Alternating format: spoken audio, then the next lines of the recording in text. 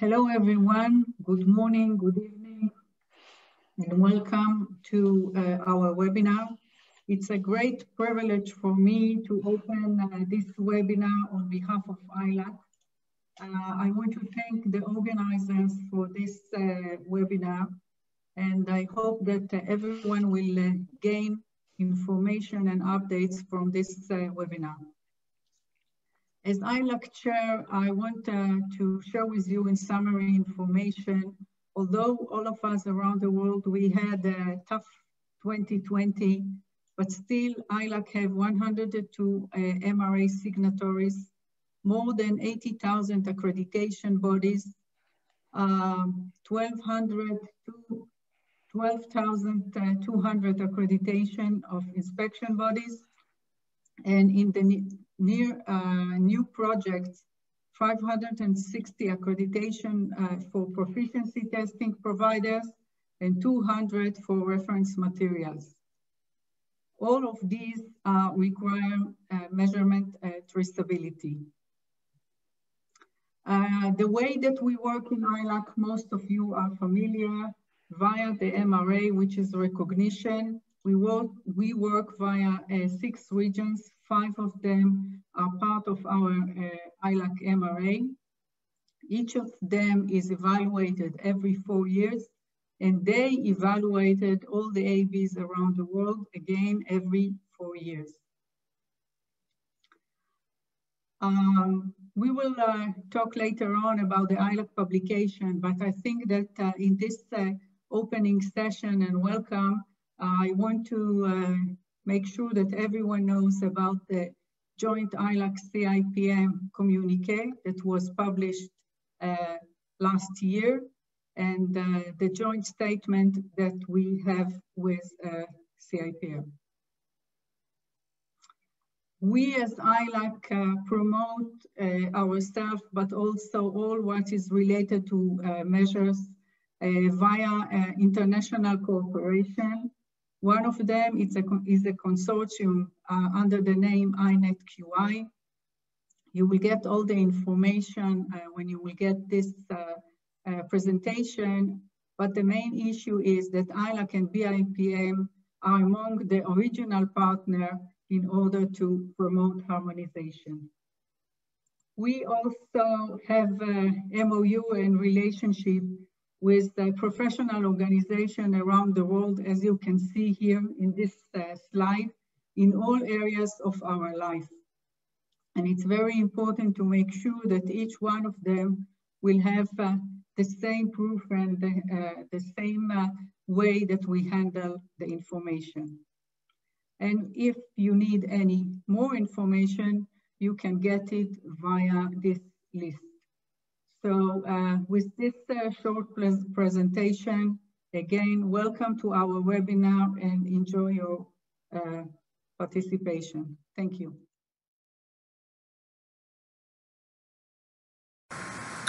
Hello, everyone. Welcome to the BIPM-ILAC joint webinar on mining the KCDB. It's really great that even in these uncertain times, we're able to come together from all around the world.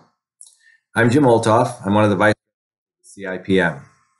I think we can all agree that metrology and accreditation are the 2 pillars upon which the quality infrastructure of the world rests. So I really find great joy in the fact that ILAC and BIPM are coming together today for this training session. So I'll be honest, 20 years ago when the CIPM mutual recognition arrangement was new, I was not so sure how successful it would be. But now it clearly has become one of the most essential components of world trade and international metrology. And one of the great tools that has come out of the MRA is the Key Comparison Database. We are all extremely excited about the upgrade of the KCDB to version 2.0. The new capabilities make finding information contained in the database so much easier to find, analyze, and to use. So my hope today is that everyone joining the webinar will come away with the ability to effectively and appropriately use the vast trove of data within the KCDB to advance the quality infrastructure of the world. Have a great day today, enjoy the workshop, and please stay safe and healthy. Thanks very much. Bye.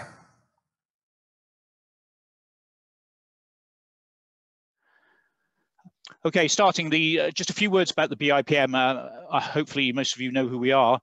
We're the intergovernmental organisation to which our member states act together on matters related to measurement science and measurement standards. So we're a treaty organisation.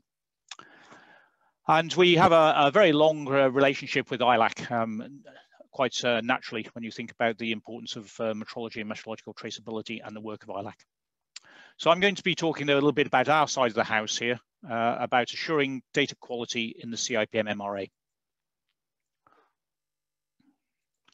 So you see a screen capture of the front of the MRA on the left. It's going back now some 20 years, right at the end of 1999, so more than 20 years, it was signed.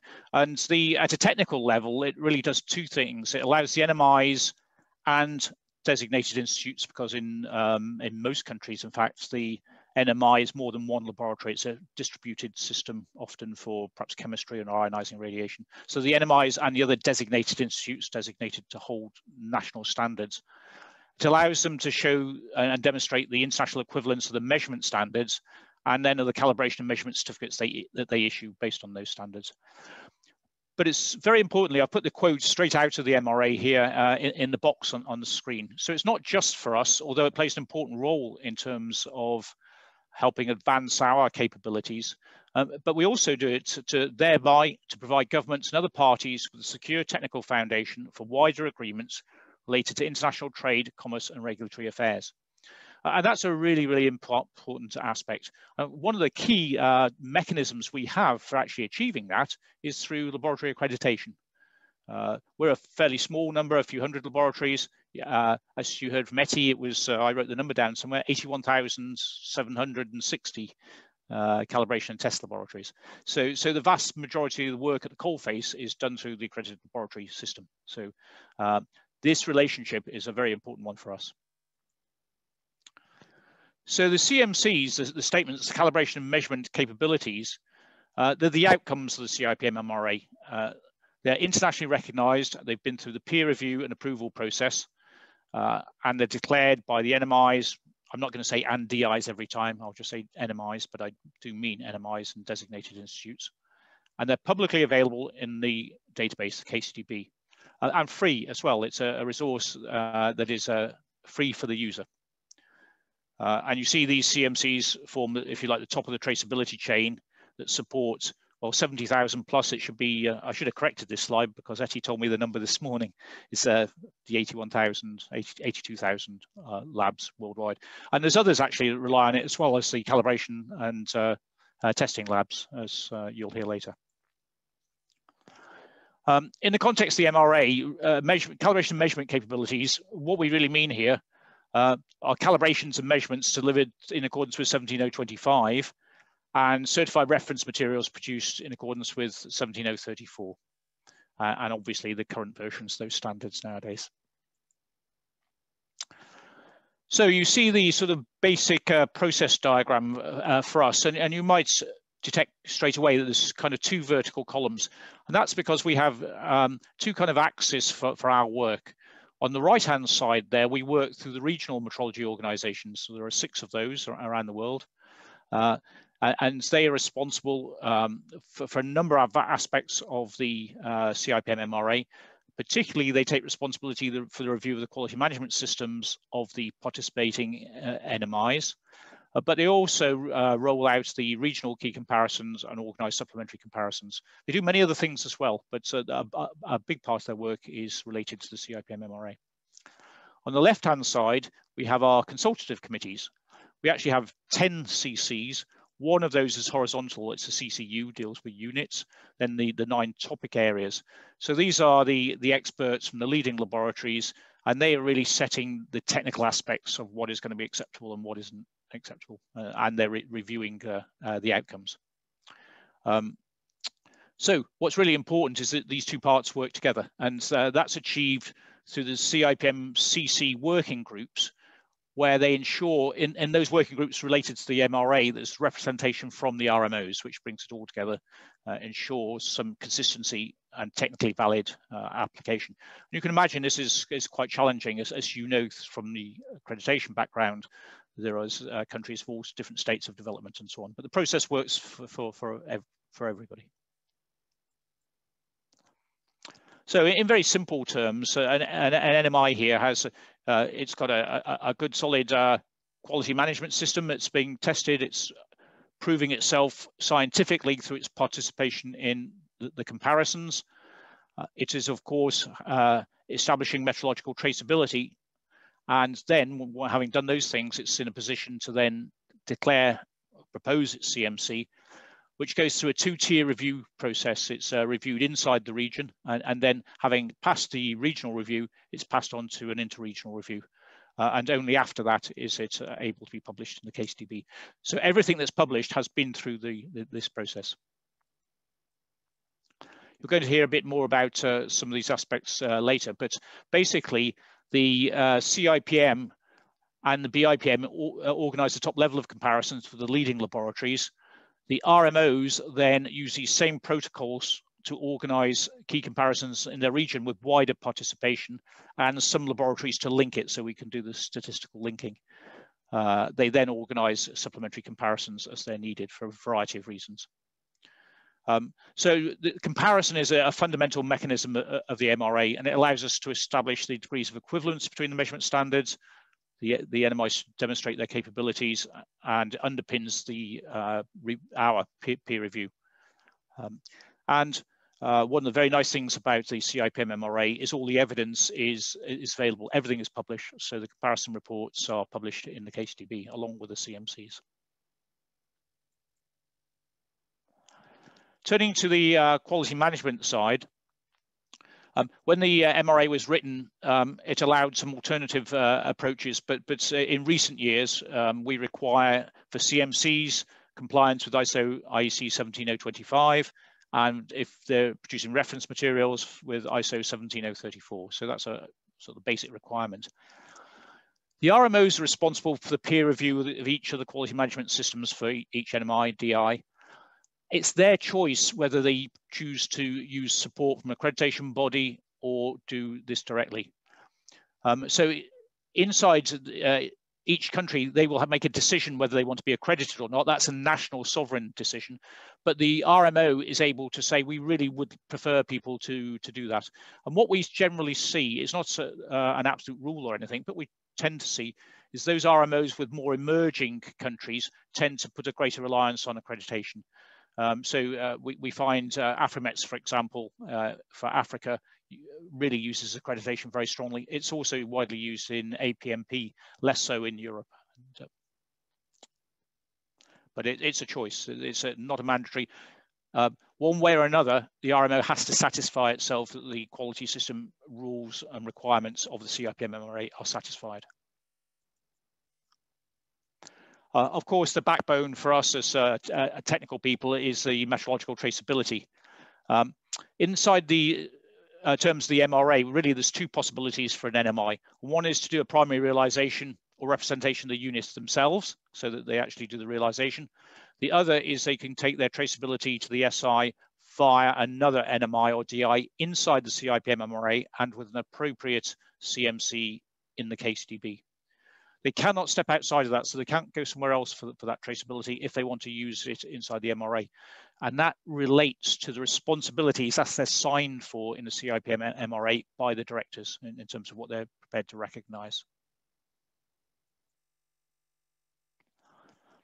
Quite a complicated picture.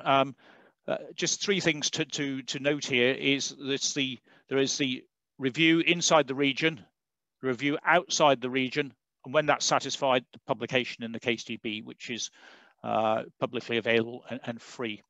What I would say is, talking about KCDB 2.0, you only actually see the public part of it, which is the final product, the published CMCs, the comparisons, and so on.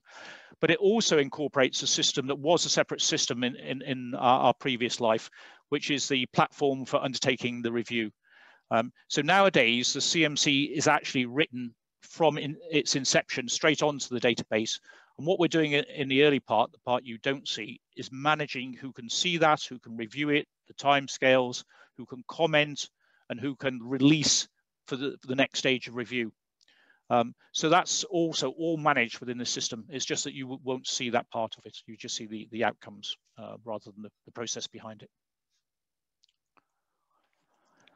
Validity. The participating NMIs and DIs, provided they have CMCs, of course, have the possibility of putting the logo that you see on the screen there on their calibration certificates. They can put it also on for reference materials, on data sheets for reference materials, and also on validation certificates if they issue that type of certificate. They don't have to do so. It's not a mandatory requirement. It's a choice. And the ultimate authority is not the logo, it's the entry in the KCDB. This raises some interesting questions for the future for us. When we move into the era of digital calibration certificates, we have to think about the case that a CMC was valid at the time the calibration was done, but time passes and the CMC changes, and how do you deal with this temporal issue? So we're doing quite a lot of interesting thinking about what the future might look like. Okay, so there we have you. So often you will see a logo on the certificate, but the absence of a logo doesn't mean that it's not covered. And the final authority is always the entry in the KCDB, which you can check. You are always able to check that yourselves. This is a diagram we use with some external parties to really explain what comes. You'll see in some of the future documents, some of the ILAC documents, other ones as well, to show that on the two sides of the house, the systems, the processes vary a little bit. There are slightly different approaches, but broadly they have the same requirement. They require metrological traceability, they require technical evidence, they require compliance with the appropriate standards. And we have processes in place to satisfy ourselves that that's the case. And then they either come up through your laboratory scope of accreditation from an accredited lab or through the KCDB for somebody participating in the CIPM-MRA. And this is just to show our requirement cascading into your documents, but Eric's going to cover P10 in a while anyway, so I won't dwell on that. I mentioned earlier the regional metrology organizations. You see the 6 of them here: Euromet, QMet, APMP, GulfMet, Afromet, and SIM, covering all the regions of the world now. Not every country participates. We have fewer participating in the MRA than are in the regional metrology organizations, but there's about 110 states participate in the MRA currently. We have extra institutes because of the designated institutes. Many countries have more than one laboratory participating. Notably, we have 4 international organizations who also participate. That's the ESA, the European Space Agency, the International Atomic Energy Agency, the Joint Research Centre of the European Commission, and the World Meteorological Organization. And and here you see some statistics coming up towards 1,700 comparisons and almost 26,000 calibration and measurement capabilities. And a number of those are, you'll see later, they have a number of lines of entry, so they can have a sort of a table to cover lots of uncertainties and ranges and so on. So the numbers go up a little bit, but often the breadth of the CMCs, they're getting broader as well as increasing in number. Okay, just to conclude this short introduction, so the CIPM-MRA is a secure technical foundation for wider agreements related to international trade, commerce, and regulatory affairs. And it helps us harmonize worldwide the recognition and realization of the SI units and measurement standards.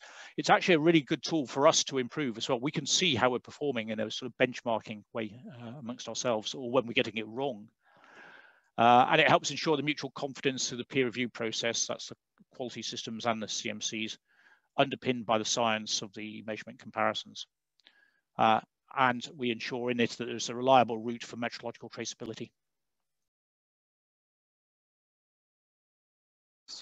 Okay, so I want to talk now about what we call the joint declaration. So this is a document established by the BIPM, OIML, ILAC, and ISO, and it's related to metrological traceability. And today I'm talking to the experts, to the converted here, but I spend quite a lot of my time talking to wider bodies that aren't familiar with the concept of metrological traceability.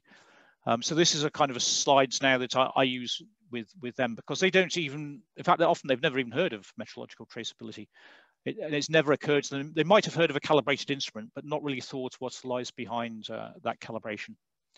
And so we sort of tried to explain to them that irrespective of the context, whether it's industrial manufacturing or health and regulatory aspects or trade or interoperability, that metrological traceability is important.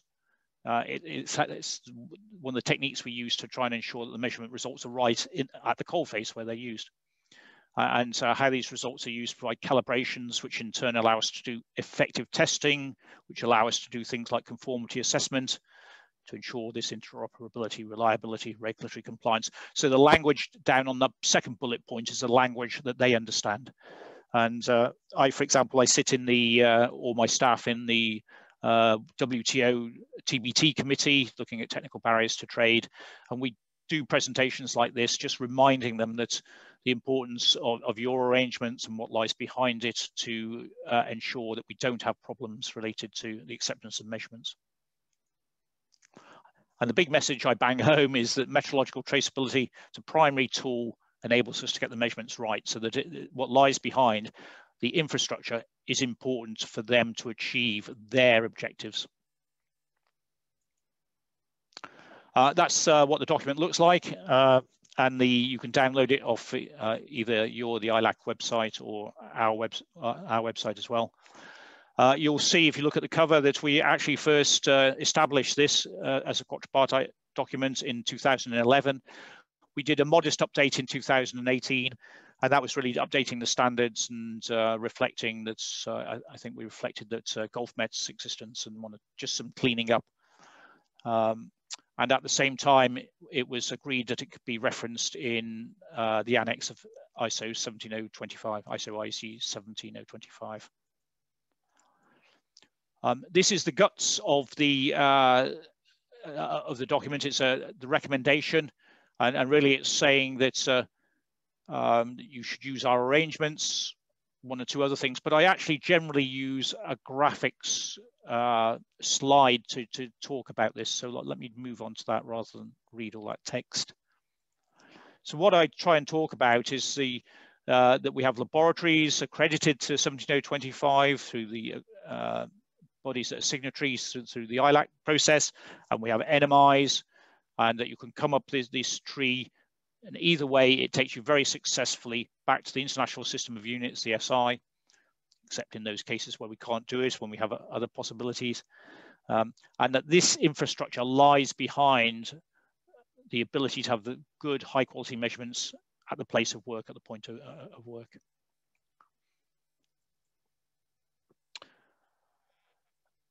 So I mentioned it already, it wasn't in the old 17025, but when we revised the standard this time, we agreed in the working group that we would put in, it's in the informative annex, Annex A, and you'll see there's reference to these paths for recognition. But I do want to just draw your attention, because it's important to remember that this isn't the only way it's done. They provide a very convenient way of assuring international acceptability, but they aren't the only way. And that's really embodied in the standard. So it's worth just capturing the words here, is that there are various ways to demonstrate conformity with this document being 17025. So that's third-party recognition, such as through an accreditation body, external assessment by customers, or self-assessment. Internationally accepted paths include, but are not limited to, and then it calls up the CIPM-MRA, and then it calls up the ILAC arrangement.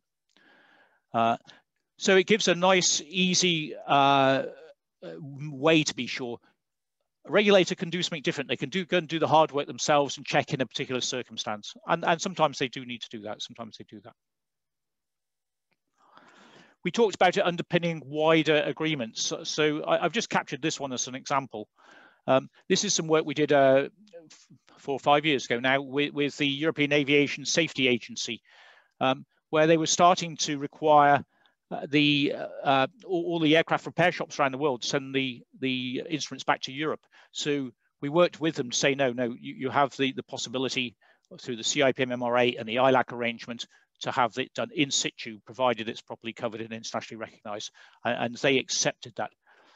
Actually, it mirrors a piece of work we did many years ago with the FAA, the US Federal Aviation Agency, which had very similar requirement, requiring all instruments to go back to NIST in the States. And in a different life, I actually was seconded over there to help write the underpinning thing that allowed them to recognize the CIPM MRA as well. And so there's some of the successes that come out of this process of international recognition. This slide is one that I've pinched courtesy of a guy called Lauro Locke over at the WTO.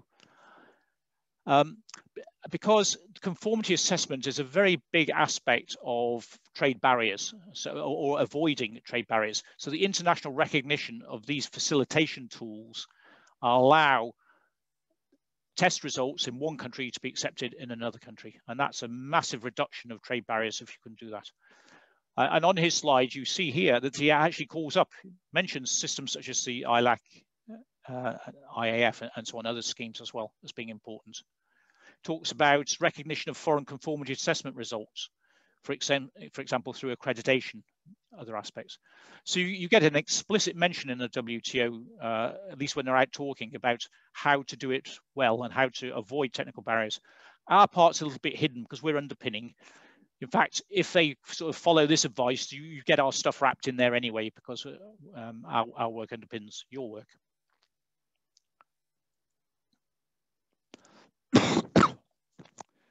We work together in a whole variety of ways. You see one here. This whole concept of an integrated system of traceability through the MRA and through your systems, the ILAC systems, only works if we can use common approaches. And we do that through the JCGM, the Joint Committee for Guides in Metrology. Their outputs are hosted by the BIPM. And you see with ourselves and other players, key players, we get together so that we have a common view on how to do these things. And the two key outputs relate to the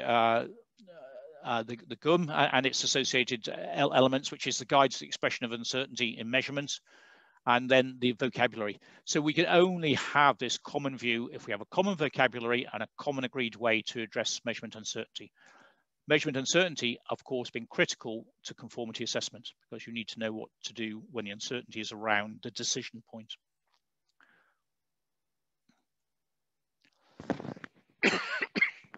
Excuse me.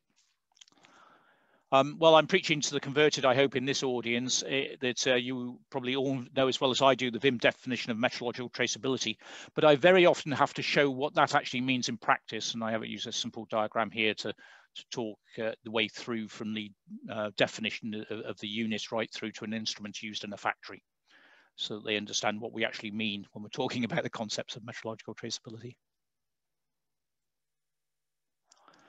So coming back to the document itself, the user declaration, the document states that these principles underpin a worldwide measurement system that provides a robust, internationally accepted framework within which users can have confidence in the validity and acceptability of measurement results.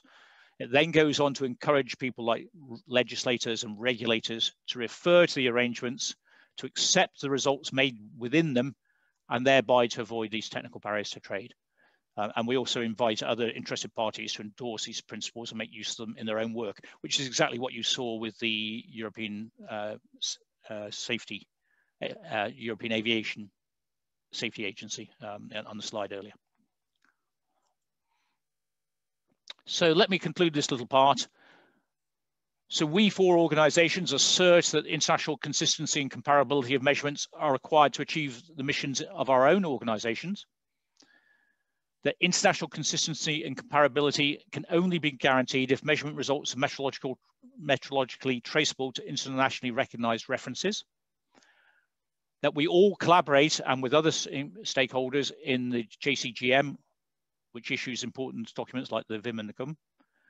And then that we provide this framework and for others to take advantage of and to be able to demonstrate this equivalence. It's actually quite a lot of fun working with people like your room full of 200 or 300 trade negotiators, many of whom come up afterwards and say, oh, I kind of knew a bit about it, but never understood what was really lying behind it. And they really enjoy knowing about it. And it's, I think, very beneficial for our organizations to bring it to their attention.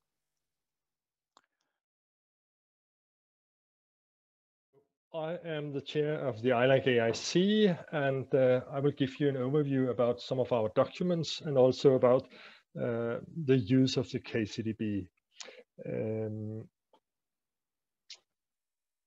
What we do in the ILAC AIC is dealing with the 5-6 standards mentioned here.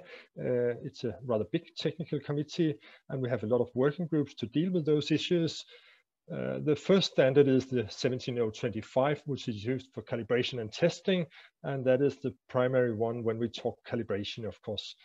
But we also accredit to ISO 15189 in combination with the POC standard 22870.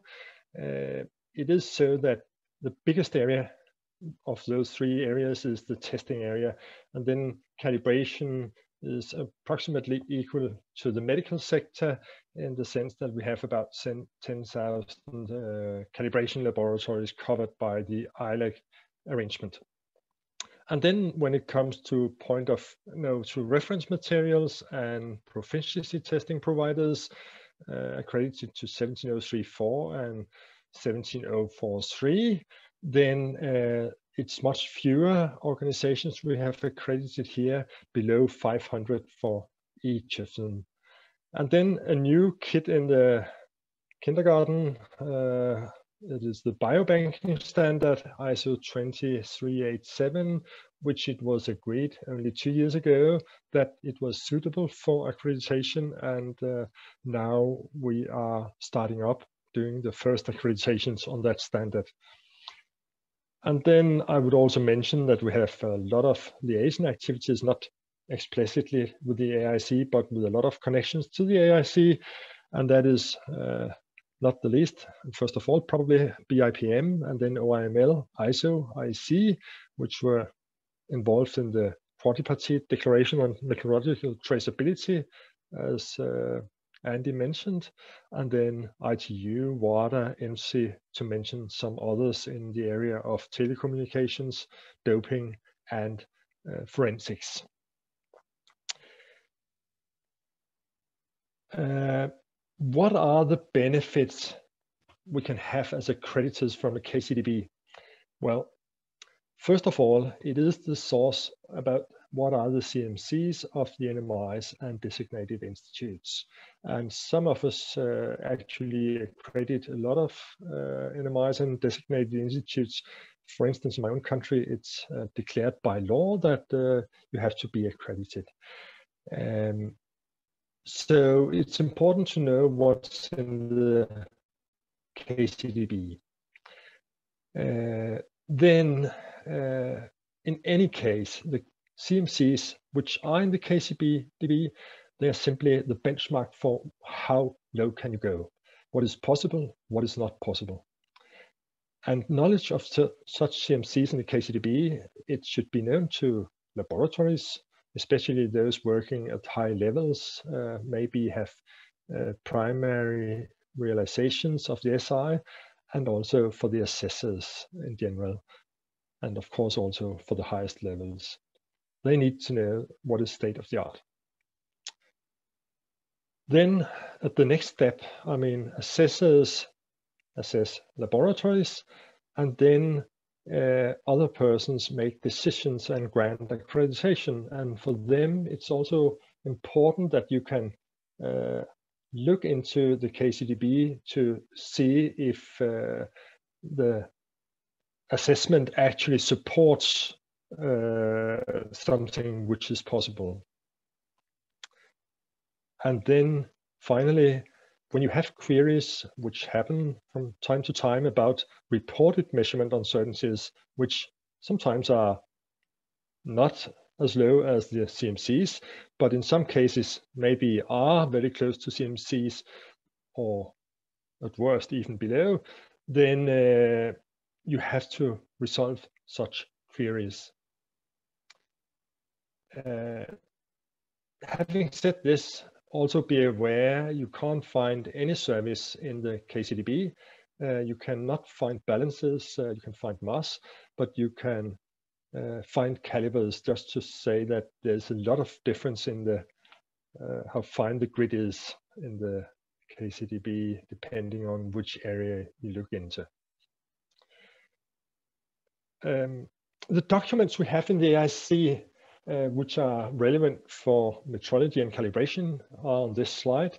The two first ones, ILAC P10 and P14, are the most prominent ones because they deal with the metrological traceability of measurement results and measurement uncertainty and calibration, and are of course very much linked.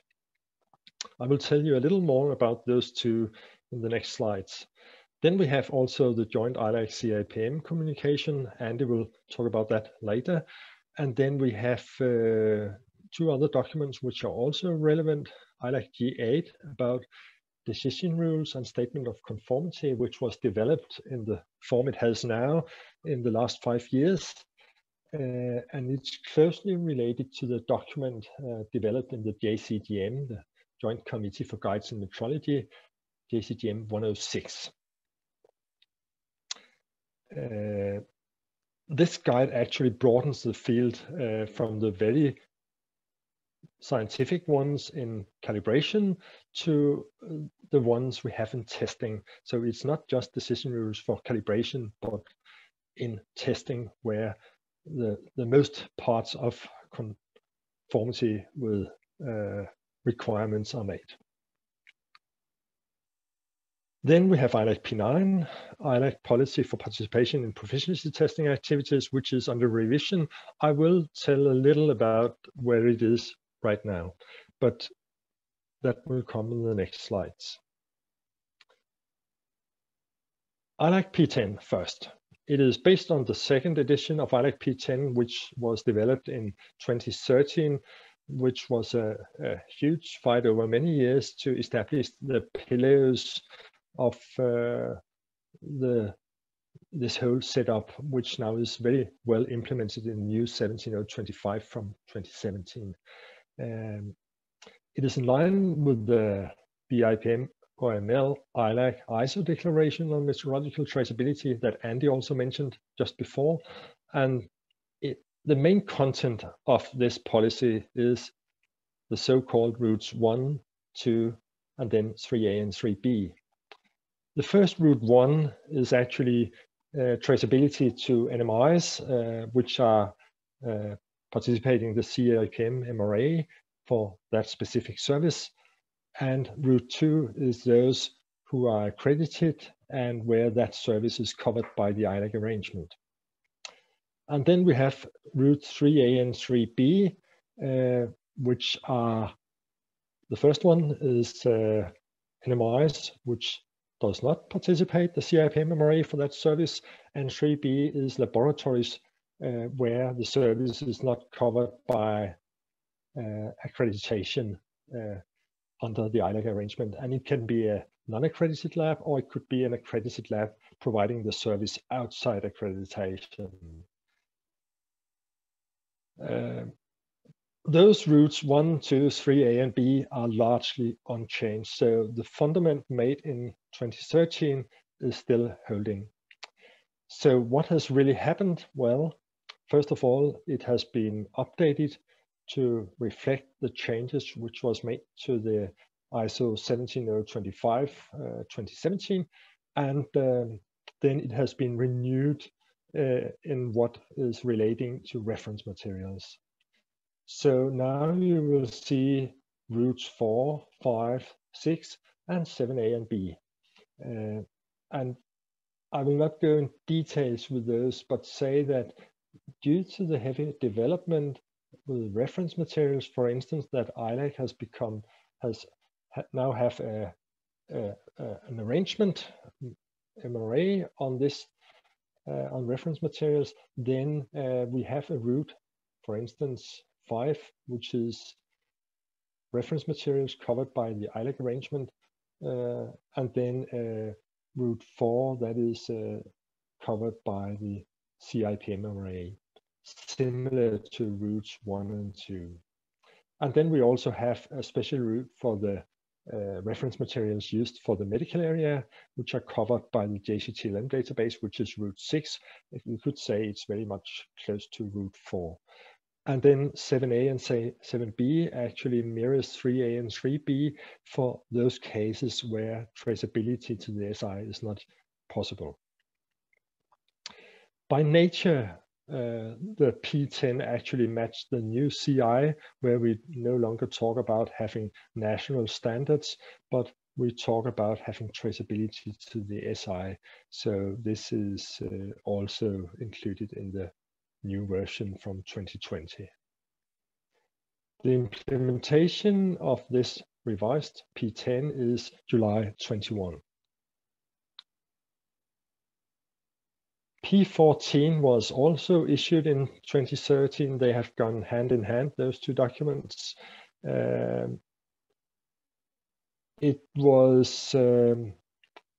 It started out actually based on a paper which was developed by BIPM and ILAC during some meetings in Nashville in the years 2006 to 2008. And that paper about what is a CMC is still an appendix to P14, and we have agreed that this is a valid paper still. So ILAC maintains this document on our website as a fundamental paper for what a CMC is.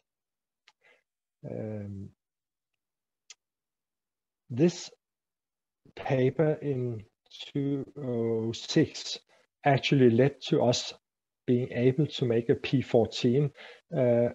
I should mention that back in the zeros 2005, then we had also the BMC, best measurement capability.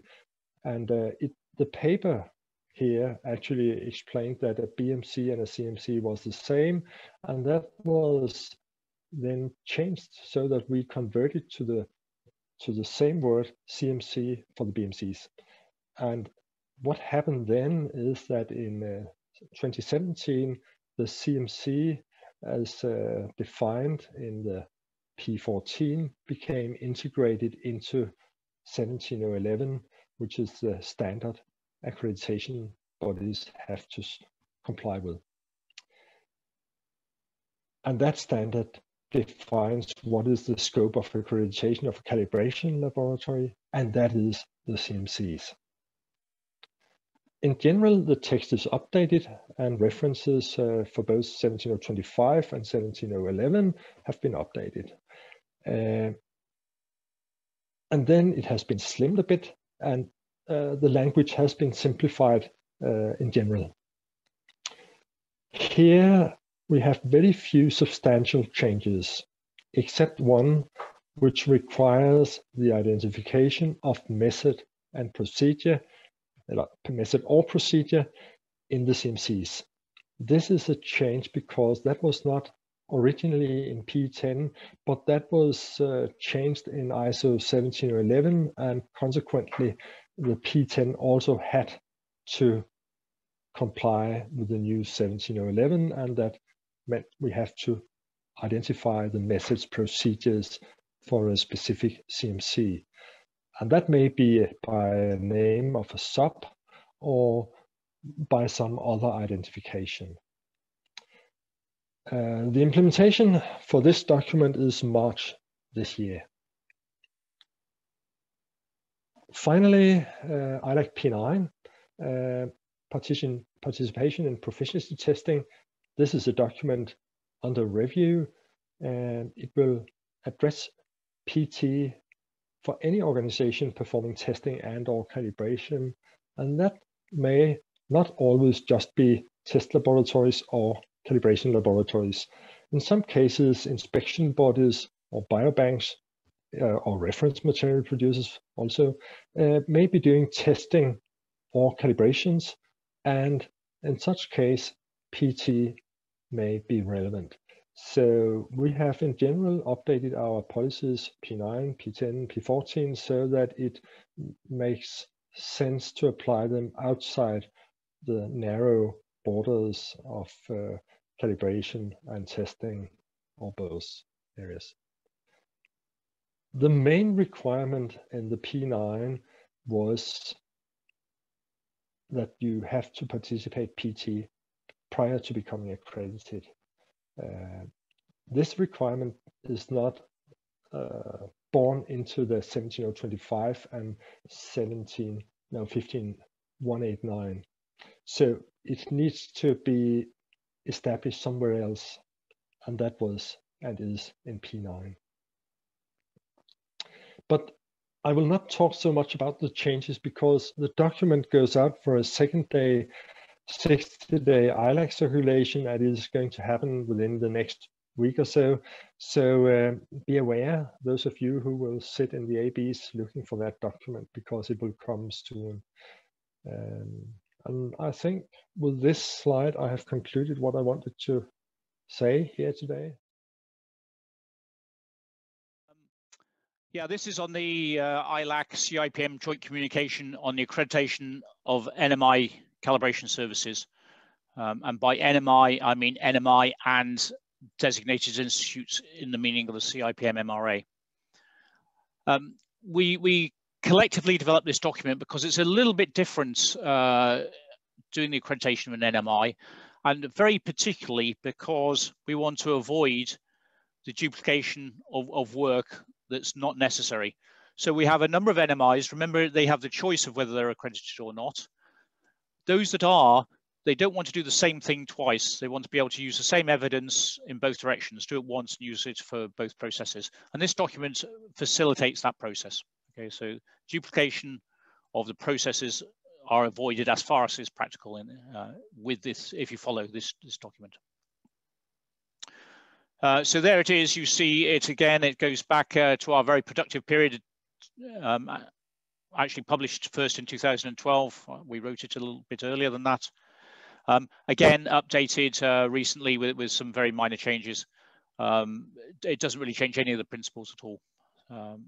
Same fundamental requirements. So the document provides guidance on the accreditation process for NMIs for the measurement services in order that the NMI can optimize the benefits from being accredited when it is or is in the process of becoming a signatory to the CIPM MRA.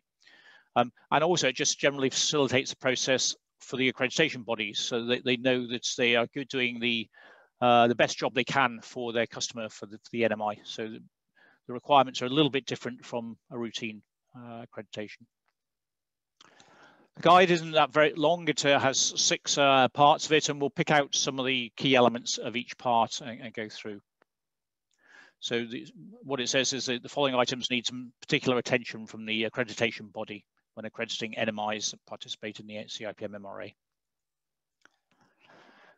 And probably this is the single biggest part of the whole thing, that the accreditation body should, wherever practical, use peer reviewers who can also be accepted as peer reviewers by the regional metrology organization. That's because we have very specific requirements on who can peer review at the highest level.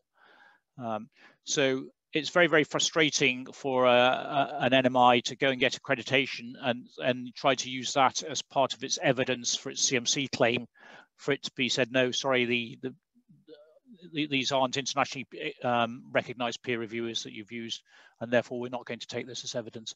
So the real thing to do is to speak beforehand with the NMI itself, and they should be in contact with the RMO with some suggestions of suitable peer reviewers, or to have the ones that you propose looked at by them. Perhaps the biggest process step is to make sure this communication occurs before you start actually going and doing the work, because clearly once you've done it, you can't go back and fix many of these things if you've not complied with the request of the RMO before the fact. So the scope of accreditation, the accreditation body shall, during the assessment, take into account the approved entries to the KCDB and or the documentation related to that approval, because of course it will be available for review when you're doing the accreditation.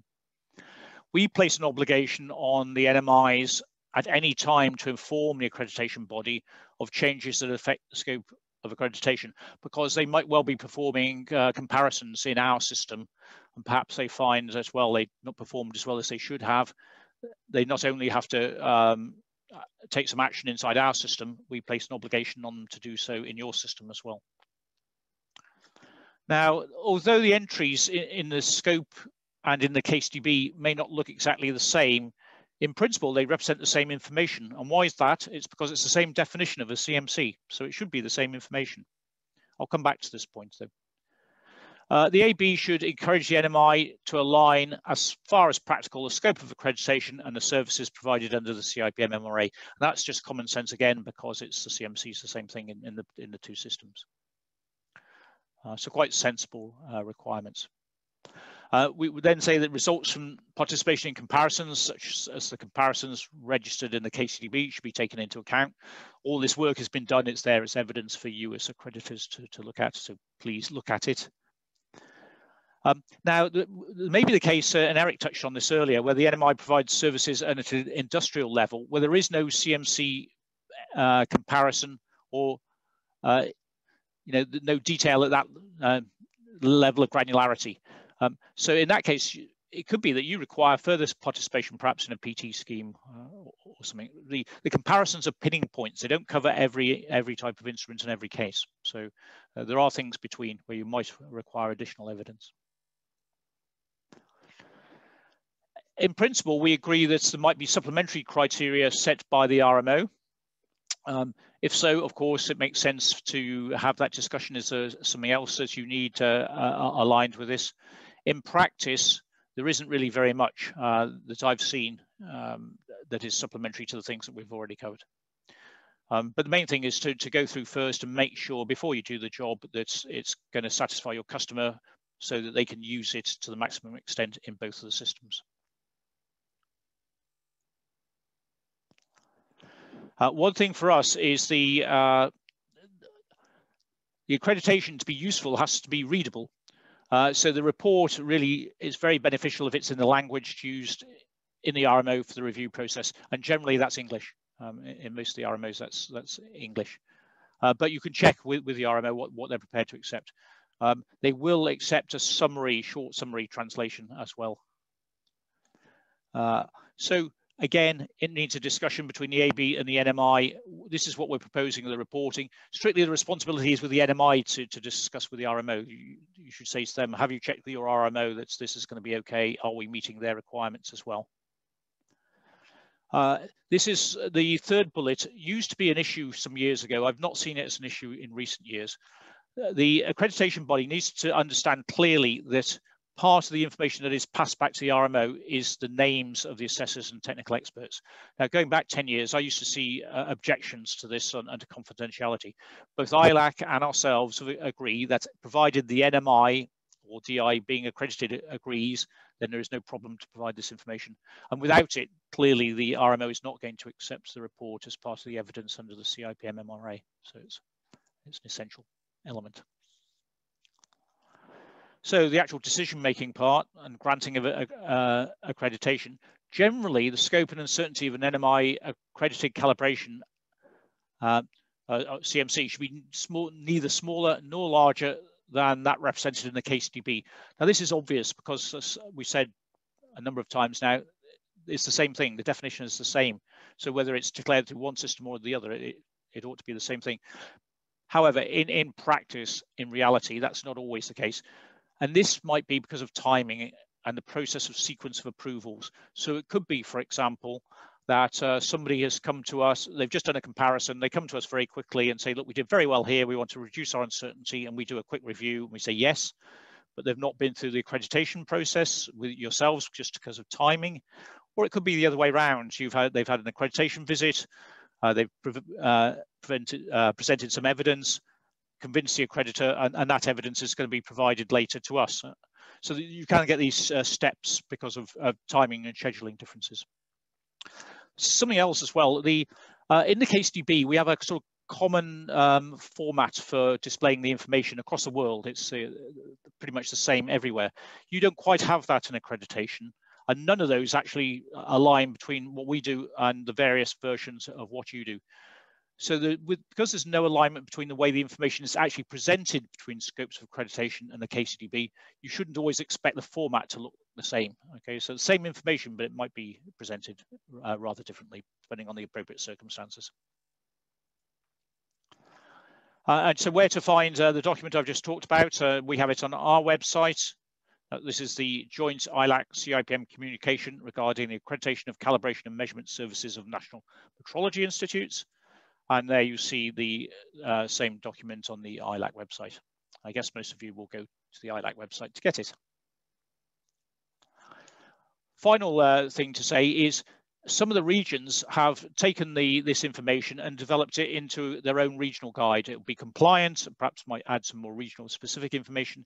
You see here one from AFRAC about the African accreditation process, which has been done in collaboration with AfriMets, and even at national level. And I keep accusing Eric of having a finger in this. He's never told me whether he does or not, but I suspect that he does. So this is a national guideline specifically done.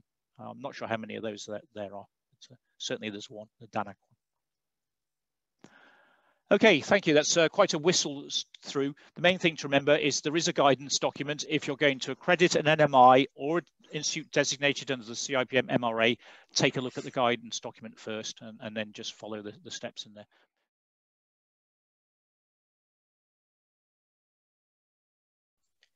This presentation gives an overview of how to search information on calibration and measurement capabilities on the website of the Key Comparison Database. For this, we connect to the KCDB website at bipm.org/KCDB, and we'll take example to demonstrate the main features of the search engines. This screen shows the homepage of the KCDB website, which gives a direct access to the CMC search engines. There is a first possibility to do a quick search using the free text search engine, and there is another option to do a directed search by field of metrology using the advanced search. The two search engines can also be accessed via the menu on the top under the tab CMCs. Let's start the demonstration of the quick search when searching on CMC using keywords. In a first example, we want to find the service provider for the calibration of digital thermometers. Entering digital thermometers in the search field gives 140 results that all include the words digital and thermometers.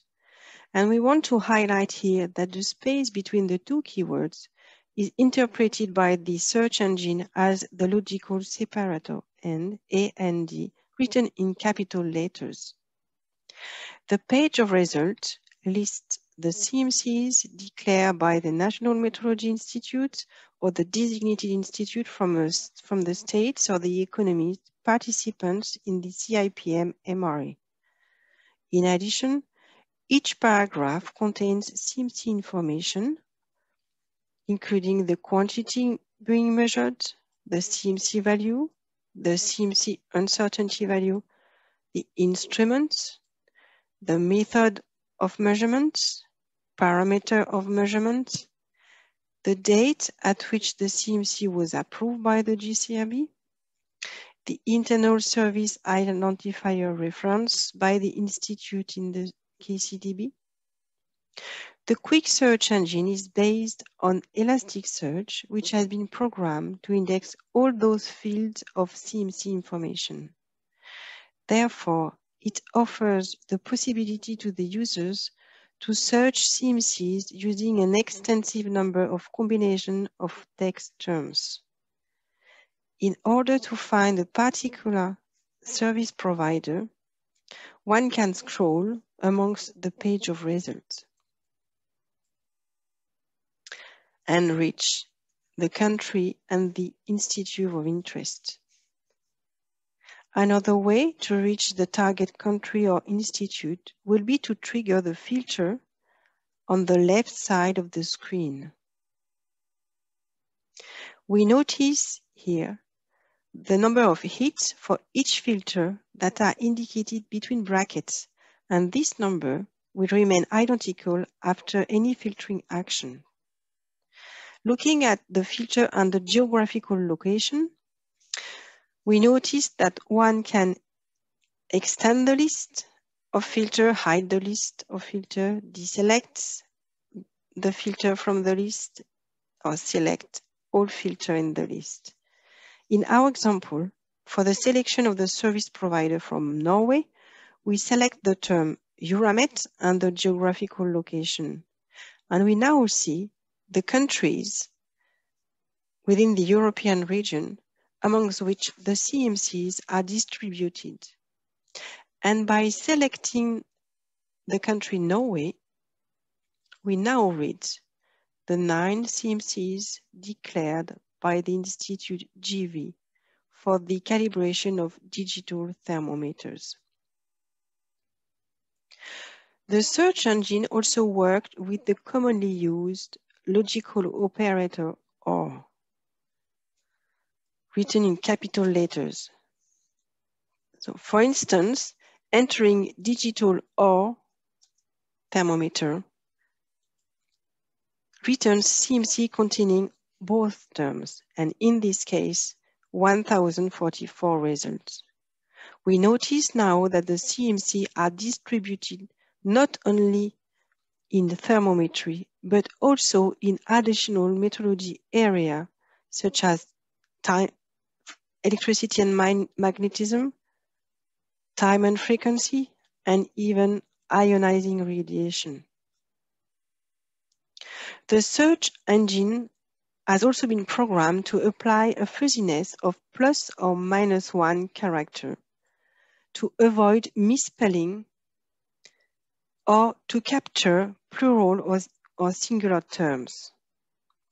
For instance, if we enter AC voltmeter to look for the service provider of the calibration of AC voltmeter, the search facility returns 264 results, including the CMC for AC voltmeter and also for DC voltmeter. Now, by adding a double quote to the keyword AC voltmeter, this will allow for an exact match of the search term. And the results will be limited to the CMC, including the AC voltmeter. This has cancelled the programmed fuzziness. This page also gives us the opportunity to highlight the case where a table of uncertainty has been used by the institute. For instance, the CMC declared by Argentina for AC voltage uses a table of uncertainty. Clicking on that link, we will see that the uncertainty value are given in a table format for the measurement range declared and also for the frequency values which correspond to the parameter value indicated for that CMCs. This closes our session on the quick search.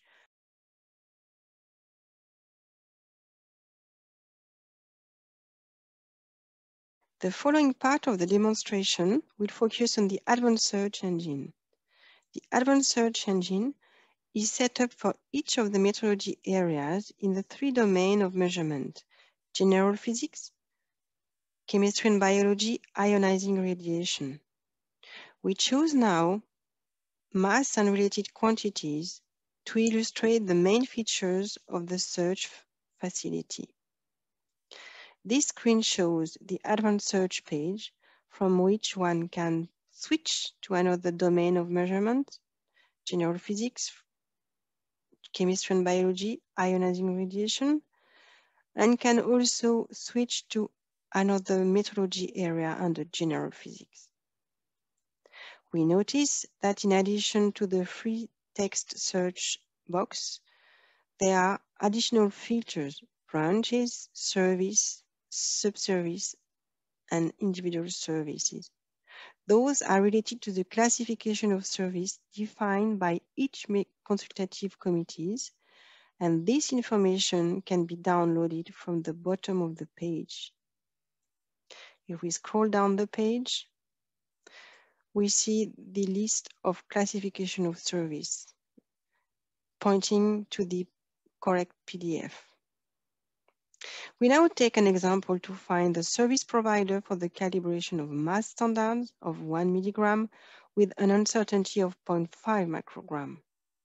For this, we select the appropriate service to subservice until mass, until the individual service, mass standard, and then we apply criteria. We get 871 results corresponding to the criteria selected, and the CMC information is the same as for the quick search. However, it is presented under table format. To target the service with the appropriate scope, one can use the filter at the top in the heading of each of the columns. So if we scroll further on the right of the table, we will reach the value of the CMC and the expanded uncertainties of the CMC. We were looking for the 1 milligram mass standard. And although it's quite easy to sort, there's quite a few number of pages. So another option to target our CMCs would be to select all CMCs from all these pages and to do an extract in an Excel file. So this information will be available as soon as we do a select all. There's a select all button on the top right of the table, and then one has the possibility to do an export of all the CMC for sorting the data.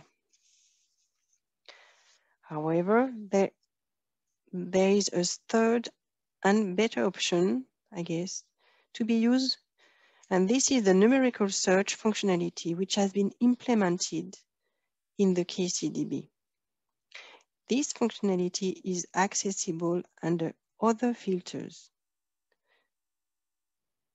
If we expand the other filter box, we notice the additional filters, countries. One has the possibility to select a country. One has the possibility to select CMC within a range, a date at which the CMC were published, could be in the year 2020 or 2019. But here we will focus on the numerical search. Before going further in the demonstration, an important point is that the numerical search requires that the full set of service boxes are selected. This is to have the correct filtering of the unit in the numerical search tool. We were looking for the mass standard of 1 milligram. So we will enter the unit 1 milligram, maximum and minimum value, and we can also add the uncertainty, which was 0.5 microgram. Having entered all the criteria, we can then apply the criteria, and if we scroll down the page, we see that 15 results correspond to the criteria entered in the advanced search engine. Scrolling further on the right of the table to check the values of the uncertainty and value of the CMCs obtained, we notice that we have had the correct list of CMCs, ranging 1 milligram and 0.5 microgram. We will now look at the case where the user searched for a specific CMC, which the internal service identifier was referenced by the institute. This is, for instance, to check the current status of the CMC. For this, we take the example of the service declared by an institute in France in the domain of length. So we will switch to the length metrology area, and we will use the search box to enter the service code LNE5 that we know, and we will then add the appropriate criteria until we can indicate that it was an N standard in our case, and the country is France. Having entered all those criteria, we then apply, and we reach the corresponding CMC. From LN in France, in dimensional metrology, it's a gauge block instrument, and we can read the value of the CMC and the expanding value of the CMC. Here we can also see in this example that the uncertainty is expressed as an equation. From this page, we can click on the link, and we see that this is expressed as a quantity equation. Just to highlight here that there are already validated and published CMC that still contain some numerical equation. However, the transfer to the quantity equation format has started in the domain of length and has been completed in the Euramet region. Now, several consultative committees requested the implementation of the quantity equation format, a format which is frequently used and required by the accreditation body. With this last example, I will end my demonstration on the advanced search engine, and I will thank you for your attention.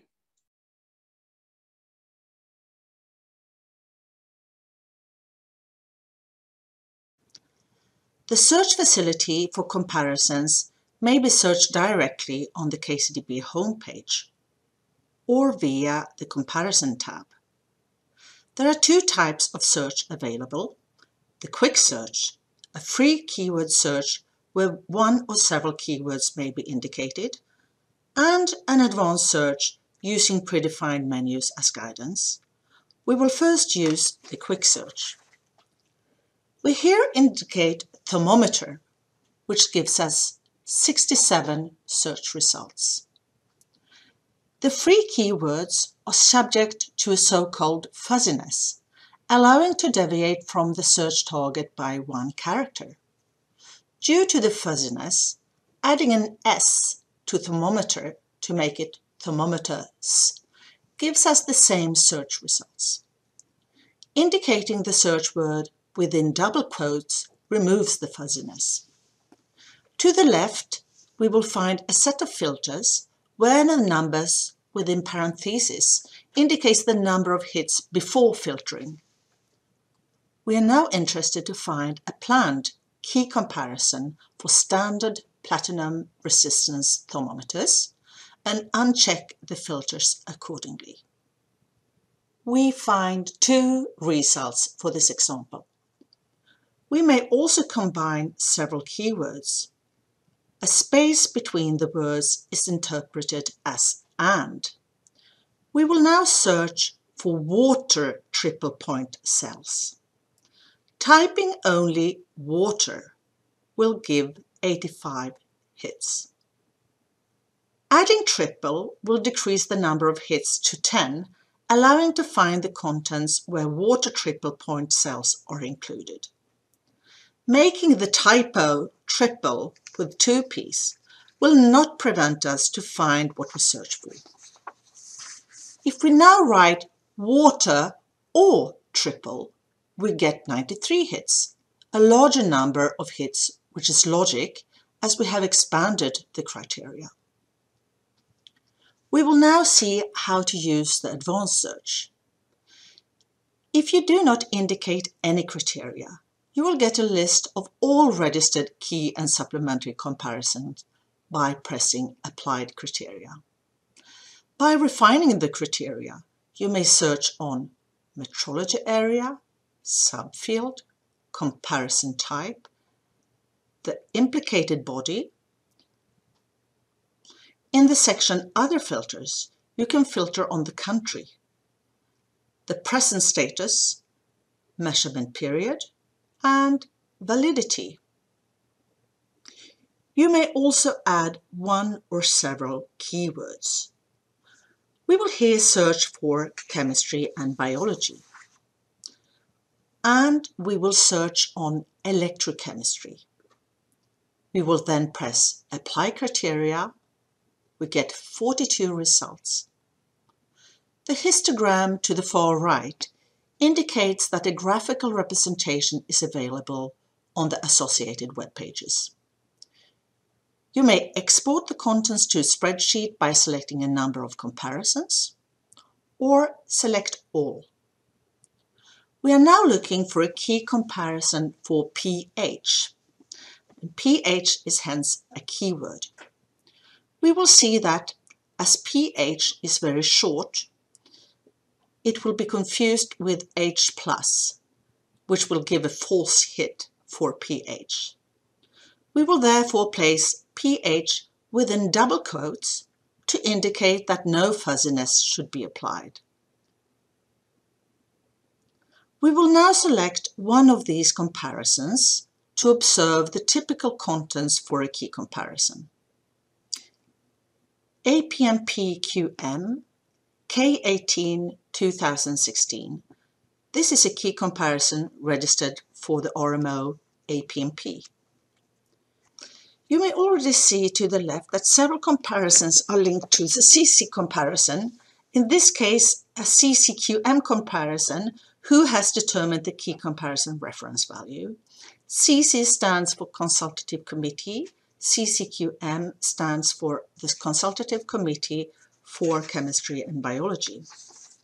The comparison web pages give access to one page of information, notably indicating the status. For approved comparisons, the final report is made accessible. A separate tab lists the participants. For approved key comparisons are displayed the graph of equivalence, which displays the determined degrees of equivalence between the participant institutes, the numerical data for the degrees of equivalence, the equivalence statement indicating the key comparison reference value and how equivalence was obtained, and the final laboratory data on which the degrees of equivalence relies. Thank you.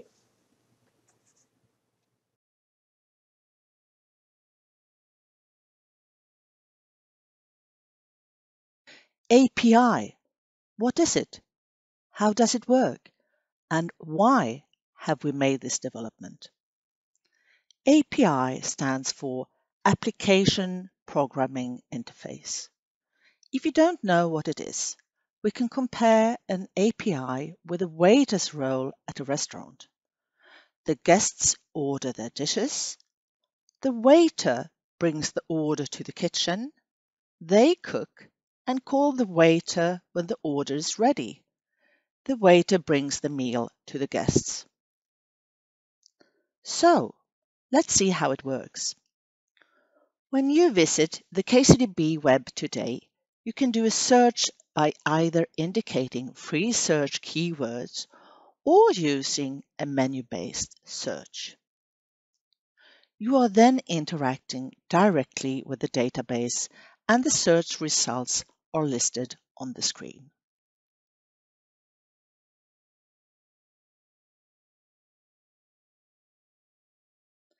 The API is an interface allowing coded queries that will return structured machine-readable data. The API can be consulted via a web link. It contains 4 modes for search: a scheme indicating the grammar of the contents, a reference data controller where the contents of each parameter included in the search code are listed, and a set of models describing the structure of the generated results. An initial template for search is displayed in JSON, alternatively XML, for each mode of search. When the query has been executed, the results are listed in a separate screen. However, the idea with the API is to program the query as a code and to automatically interpret the results. In any of the two configurations, using the KCDB web page or the API, the query interrogates the same database. Of which use is the API? Well, the API can be integrated into a website different from that of the BIPM to give direct access to queries. It gives direct access to a selected set of data, which widens the possibilities for statistical approaches.